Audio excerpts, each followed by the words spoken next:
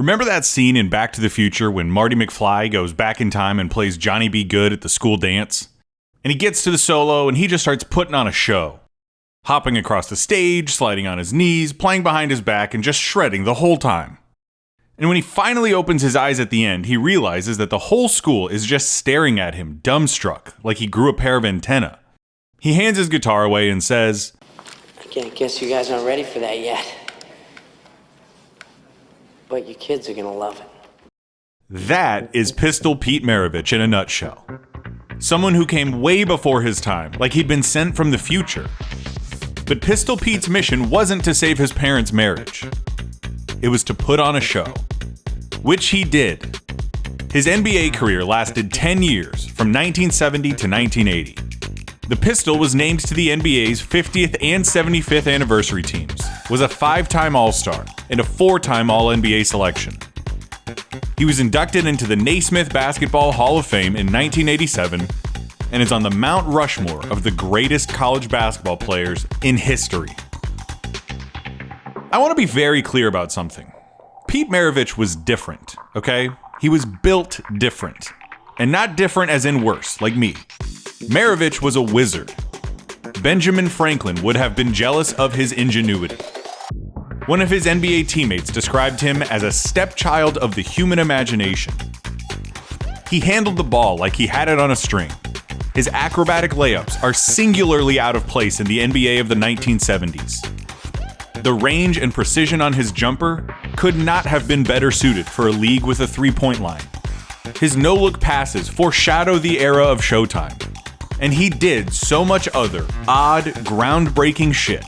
So much stuff that was so outstandingly unique that I have no hesitation in calling him the most creative offensive player in NBA history. And he put in the work to be. When he was young, he would make up exercises and drills to hone his reflexes and ball handling abilities. He called these drills homework basketball, and eventually sold them as a DVD. Way up. Get it in there. That's right. And go all the way around like this. That's right. He was different. Do you believe me now? He was obsessed with basketball and pushing its boundaries. His father, Press Maravich, was an accomplished coach who held the head coach position at programs like Clemson, NC State, and LSU. The relationship between the two was demanding. Press wanted his son to be the best player he could possibly be. And Pete was up to the task.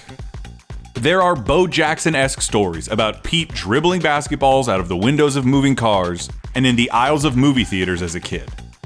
He called his younger self a basketball android and got his nickname around the same time, when a newspaper reporter noted his tendency to shoot the ball from his hip like a pistol. And that reporter had plenty of opportunities to see it. Even as a kid, the pistol liked to shoot. Wait, do you hear that?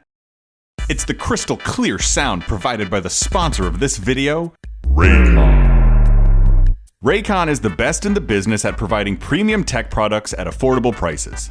They were kind enough to send me a pair of their everyday earbuds, which I've been using religiously to listen to my favorite music, Chris Daughtry's debut album, Daughtry. They really are great earbuds that provide excellent noise-isolating audio quality at a fraction of the price of competitors. And it's not just earbuds and headphones. Raycon offers a line of products including speakers, home tech, and chargers. People will tell you that the best gift is something you made yourself. That is a lie. The best gift is cool stuff. And the coolest stuff is technology. Luckily, Raycon is running an early Black Friday sale with 20% off everything site-wide and discounts of 25, 30, even 50% off select products. Get an early start on holiday sales by shopping Raycon's early Black Friday sale today. Go to buyraycon.com/Clayton to get 20 to 50% off site-wide. That's buyraycon.com/Clayton. When it came time for Maravich to pick a college, it was barely a choice. Press had just accepted the head coaching position at Louisiana State University.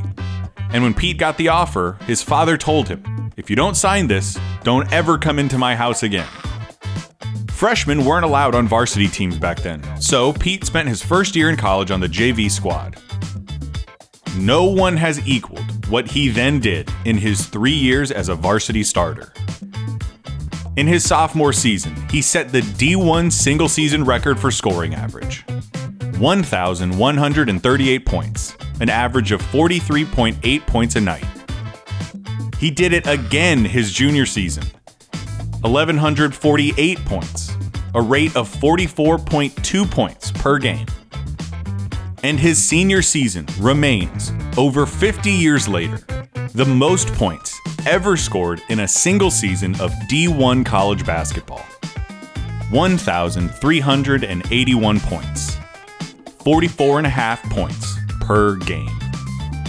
In those 3 years, he had 28 games in which he topped 50, including a game in which the Pistols scorched the Alabama Crimson Tide for 69 points. A single game record for the sport at the time, and one that stood for 21 years. In total, he scored 3,667 points over his 3-year career. His average over those 3 years was 44.2 points a night. Both are still the highest figures ever recorded in D1 history. And don't forget, he did all of that in just 3 years of college, without a three-point line. All the while, he got people excited about basketball, excited to see him play basketball. The LSU's basketball arena was nicknamed the Cow Palace. It shared the same building as the agricultural school and often reeked of manure. And the Pistol packed it, night in and night out. The state of Louisiana embraced him. By the end of his collegiate career, in what is as much of a football state as there exists in this country, there were basketball hoops in the driveways of nearly every house in Baton Rouge. LSU's arena today bears his name. The guy was an electricity factory. Everywhere he went, he lit it up. Was his dad the coach? Yeah, whatever. I bet you went to school with a kid whose dad was the coach, and I bet that kid got a lot of touches. And I still bet that kid wasn't as good as Pistol fucking Pete was. And as an aside, to drive home the idea that Maravich was literally sent back in time, he wrote an article in Sports Illustrated after he left college.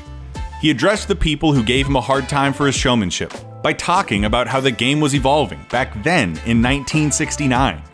He said, quote, "Basketball is almost in the 21st century. It's moving so fast. All that common stuff, dribbling down straight, chest pass, bounce pass, fundamental stuff like that. That's going out of basketball. It's getting better, faster. Pretty soon you'll see 6'8" guards and 7'5" centers." Tell me right now that he isn't the basketball Marty McFly. There's something telling about the fact that he had to defend himself somewhat coming out of college. The rap on Pete Maravich at the end of his college career, and yes, his NBA career as well, was that he was all style and no substance. It's the dichotomy of his basketball life. He was dazzling. He did shit no one had thought of. Seeing him play would have put a Victorian-era child into a solipsistic coma. But he didn't really win. For all of his point totals and all of his preternatural displays of skill, Maravich's teams didn't experience near the same success as the individual. It's not fair to say that the Pistol was all style, though. He led the NBA in scoring in 77, was a back-to-back first-team All-League pick in 77 and 78, and had the same number of All-Star appearances as Reggie Miller. But in the 9 years he spent in the NBA as the best player on his team had a winning record once. The 73 Hawks went 46 and 36. In college, the Tigers were essentially a 500 team until his senior season. That LSU team finished 4th in the NIT. Even his incredible Alabama game, the 69-point record, was in a loss. His 4 years with the Hawks were decent. He was statistically productive and the team made the playoffs 3 times. But it never clicked. He had never been used to sharing the spotlight or trusting his teammates. Not that his teammates trusted him either, resentful of his star power and his rookie record $2 million contract that Atlanta had given him to keep him away from the ABA. When the league expanded to add the New Orleans Jazz, they wasted no time in acquiring Maravich. They traded 2 first-rounders, 3 seconds, and a third over the next 3 years. essentially dooming their chances at acquiring meaningful young talent in exchange for the home state hero. The next few years were predictably miserable. The front office was exceedingly inept, the city never connected with the team, and after just 4 years in New Orleans, the Jazz packed up and moved to Utah. All the while, Pete was just doing his God's honest best, which wasn't ever enough. He was out there trying to inject a little vibrance and life to a team without a plan, in a city that has never loved basketball, in a league clinging to life support by playing a style of basketball that was not conducive to winning. He hurt his knees in the late 70s, rode the pine in 1980 for a rookie Larry Bird's Celtics, and then retired at 32 years old, having played just 10 seasons. I know you clicked on this video to hear about how fun Pistol Pete Maravich was, and I know that's not where we're at right now. But stick with me, believe in me, I will land this fucking plane, I swear. One of his Jazz teammates, Rick Kelly, the same one who also referred to him as the stepchild of human imagination, said once that, to play with Pete, it is necessary to grant him a certain artist's eccentricity. His individualistic flair necessitates a certain disdain for teammates. When push comes to shove, with the game on the line, Pete perceives his role as the man who has to do it, because he fears no one else can. First of all, Jesus Christ, Rick Kelly, you have a way with words. Second, yeah, Pete tried to do it all himself. And that artist's eccentricity bit, that sounds like code for the dude's weird. And he was strange, haunted even. He had a weird upbringing, moving around the country and being molded into a prodigy. He had a weird career. He was a vegetarian back when that was not a cool thing for an athlete to be. Expressed the desire to be abducted by a UFO, and how he wished he could turn invisible so that he could kill the heads of the banking families. When he retired, he spent the next 2 years as a recluse, just trying to make heads and tails of things. He found religion and spent the last few years of his life as an evangelical Christian. In 1988, playing a pickup basketball game at a church, Maravich had a heart attack and died at the age of 40, with an autopsy revealing he'd lived his whole life missing his left coronary artery. I am going to land this plane. It's sad.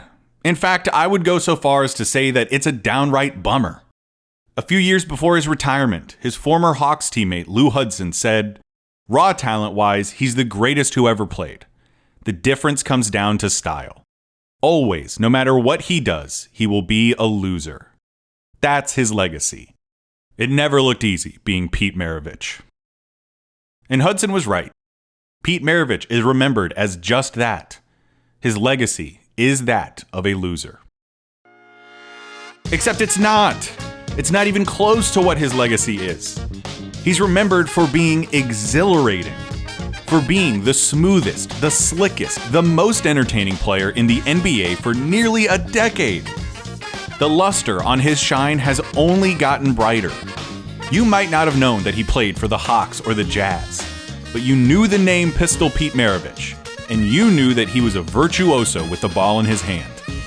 He was bigger than the franchises that he played for, and he has a magnificently timeless quality to him. The Marty McFly, Johnny Be Good. His highlights predate the era they belong in by 5 decades. This was the NBA's dark ages. Only Doc was a more entertaining player in that era, but he was putting on shows for the barely televised little brother ABA. But at least the ABA had style. The NBA was a plodding, dying league that didn't know how to fix itself. Purists turned their noses up at the showmen like Doc and Pistol. Basketball was slow and boring because that's the way it was supposed to be, damn it. In all honesty, Pete probably belonged in the ABA. His spirit certainly did, at least. Can't you just see him with his jet black mop, gangly arms, and baggy socks, doing the unthinkable with that tri-colored ball in his hands? Dropping 50 after a halftime show of a man wrestling a bear? Doesn't that mental image just seem right somehow? Instead, Pete forged on in the NBA, slowly and subtly changing the sport's psyche for the better. Doc helped hold the league together after the merger, long enough for Bird and Magic to truly take the sport to the stratosphere. But maybe it wouldn't have happened if Pete wasn't the first man through the brick wall, the one who took the bruises for choosing the show. He did seem to know that the day was coming for 6'9" guards and the evolution of a simple pass. Okay, so maybe he isn't the GOAT. Maybe he wasn't an MVP. But shouldn't it be important that he made the Hall of Fame and every anniversary team since, despite his short career and lack of rings? Shouldn't it matter that he is still remembered more than anything else for his extraordinary inventiveness?